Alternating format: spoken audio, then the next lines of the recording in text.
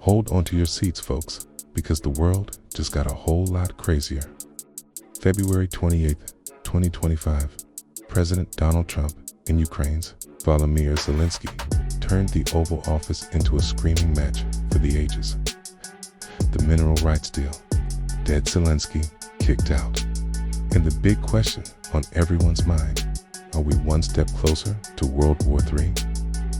Buckle up, this is about to get wild.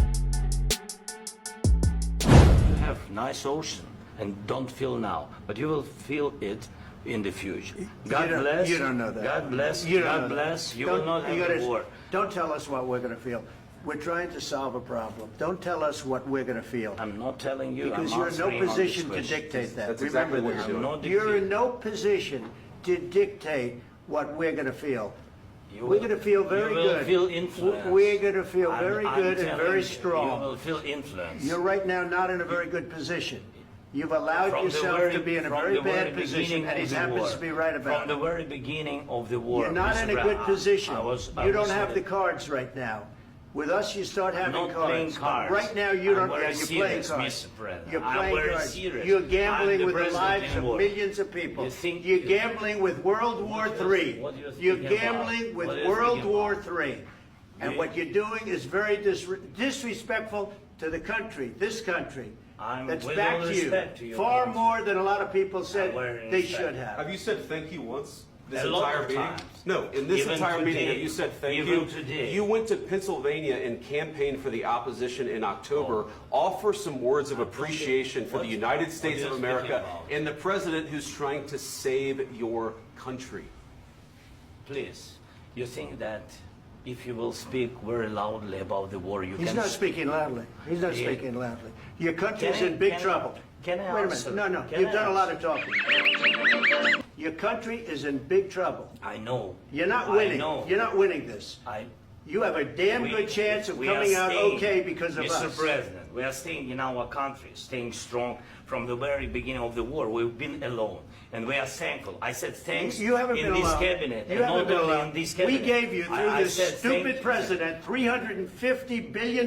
You voted we gave for you your military president. equipment, You and you voted men for are your brave, president. but they had to use our military. What about If you didn't have You our invited military me- equipment, you invited if me you to didn't speak- have our military equipment, this war would have been over in 2 weeks. In 3 okay? days, I heard it from Putin. In 3 days, this is something Maybe new. less. In 2 weeks, of course, yes. It's going to be a very hard thing to do business like this. I Again, tell you. just say thank you. I said a lot of times to American people. Accept that there are disagreements, and let's go litigate those disagreements rather than trying to fight it out in the American media when you're wrong. We know that you're wrong. But you see, I think it's good for the American people to see what's going on. I understand, sir. I think it's I very understand. important. That's why I kept this going so long. You have to be thankful. You don't have the I'm cards. thankful. You're buried there. Your people are dying. tell you You're again, running low I know. on soldiers. Don't- Listen, don't please, you're running Mr. low on President. soldiers. It would be a damn good thing. Mr. And then President. then you tell us, I don't want a ceasefire. I don't want a ceasefire. I want to go and I want this. Look. If you could get a ceasefire right now, I tell you, you take it so the bullets stop flying and your men stop getting killed. Of course, we want to stop the war. But you're I saying said- you don't want a ceasefire. But I said to you, I want a with ceasefire. guarantees. Because you'll get a ceasefire faster than an agreement. Ask our people about ceasefire, what they think. That wasn't doesn't with matter me. for you what- That what wasn't this with me. means. It That was wasn't with with you. a guy named Biden, who was not a smart person. This That is was your, with, this that is was with your Obama. president. It was your president. Excuse me. That was with Obama, who gave you sheets, and I gave you javelins. Yes. I gave you the javelins to take out all those tanks. Obama gave you sheets. In fact, the statement is Obama gave sheets and Trump gave javelins. You got to be more thankful, because let me tell you, you don't have the cards. With us, you have the cards. But without us, you don't have any cards. The problem is, I've empowered you to be a tough guy. And I don't think you'd be a tough guy without the United States. And your people are very brave. But you're either going to make a deal or we're out. And if we're out, you'll fight it out. I don't think it's going to be pretty, but you'll fight it out. But you don't have the cards. But once we sign that deal, you're in a much better position. But you're not acting at all thankful. And that's not a nice thing. I'll be honest, that's not a nice thing. All right, I think we've seen enough. What do you think? Huh? Picture this: Trump, Zelensky, and VP J.D. Vance in the Oval Office. It's supposed to be a historic moment, signing a deal to share Ukraine's insane mineral wealth with the USA. We're talking lithium, titanium, rare earths, the stuff that powers your phone, your car, and oh yeah, the future of the world economy.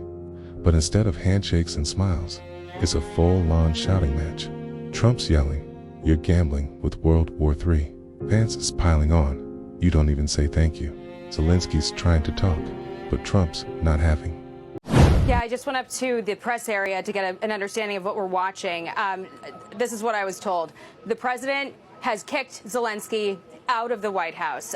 His delegation right now is telling him that he's got to go home. The president felt disrespected. Officials in the room felt that beyond the language barrier that we've heard some discussion about, Zelensky's body language, shrugging and eye-rolling, was ungrateful, disrespectful, and the president feels that Zelensky is not ready for peace, and he can come back when he's ready to talk about peace, but he's not in that position right now, and Zelensky is being told he's got to go. The lunch that they were supposed to have is sitting right outside the hallway, and the press staffers are going to be eating that lunch. This is really pretty incredible. We see the Jackie, SUV, hang on with us one Zelensky's moment. SUV. If you look to your left, you're going to see him. Let's watch. Mr. President, can you tell us what happened? Is the deal off? President Zelensky, can you tell us what happened? Next thing you know, Trump's like, "Get out of my house." Zelensky's team is begging to stay, but boom, he's gone.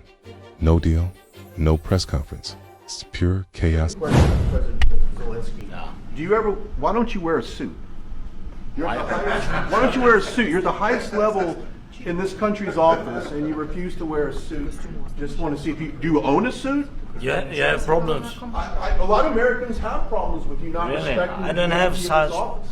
I will wear a costume after this war will finish. Okay. Yes, maybe one. Maybe something like maybe this. something like Yes, yours. sir. Yes. That'd be great. Maybe something better. I don't know. We will see. Maybe something cheaper than yeah.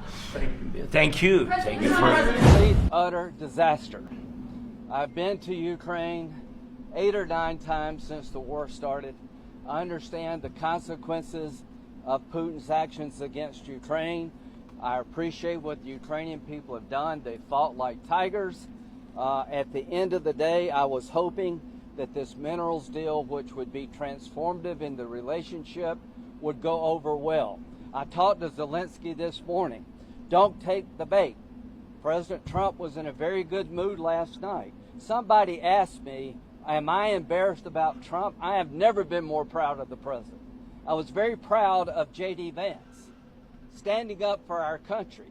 We want to be helpful. What I saw in the Oval Office was disrespectful, and I don't know if we can ever do business with Zelensky again. I think most Americans saw a guy that they would not want to go in business with. The way he handled the meeting, the way he confronted the president was just over the top. So I think the relationship between Ukraine and America is important, vitally important. But can Zelensky do a deal with the United States? After what I saw, I don't know. What would he need to do, sir? Senator Graham. You just had lunch with President Trump. What did he say to you about his interactions and whether he thinks He was shocked. He was very upbeat. I told Zelensky, we'll talk about security guarantees. We'll talk about ceasefires and how the war ends. This is a process. You have a new relationship with America, a $500 billion, $500 billion deal that President Trump is proud of, that gives us an interest worth defending. Let's talk about the positive. But he was terrible at Munich, Zelensky, and I think he has made it almost impossible to sell to the American people that he's a good investment, that he is a good business partner. Last question. Senator Graham. Hey, one at a time. One at a time. Christian Daytime. Senator Graham, thank you. Do you think President Zelensky needs to resign to resume these peace talks? He either needs to resign and send somebody over that we can do business with, or he needs to change. Do you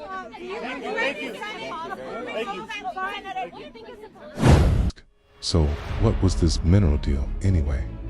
Ukraine's sitting on a gold mine, literally billions in rare earth minerals that the US desperately wants to get its hands on.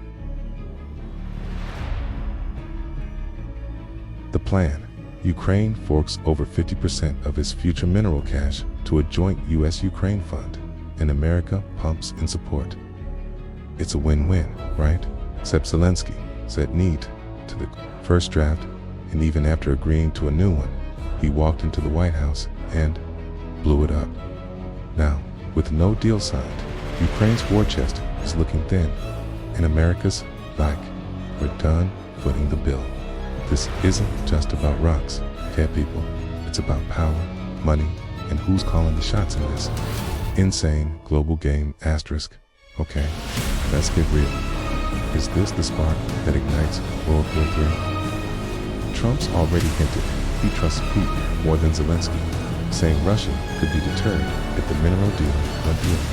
But now, it's a free-for-all. Russia's still got its claws in Ukraine's east, where a ton of these minerals are. Without us backing, Zelensky's out here swinging solo against Putin's war machine and Trump. He's posted on Truth Social, Zelensky's not ready for peace. He can come back when he is.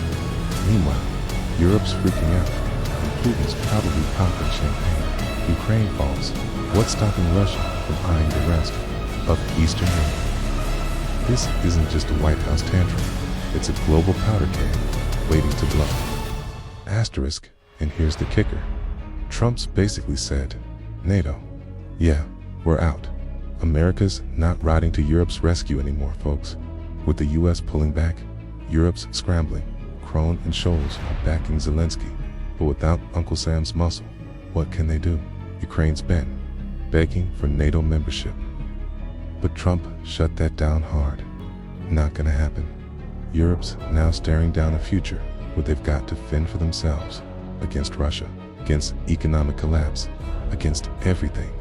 No more US weapons, no more US cash, just a continent on edge, wondering if they're next. This is bigger than a mineral deal.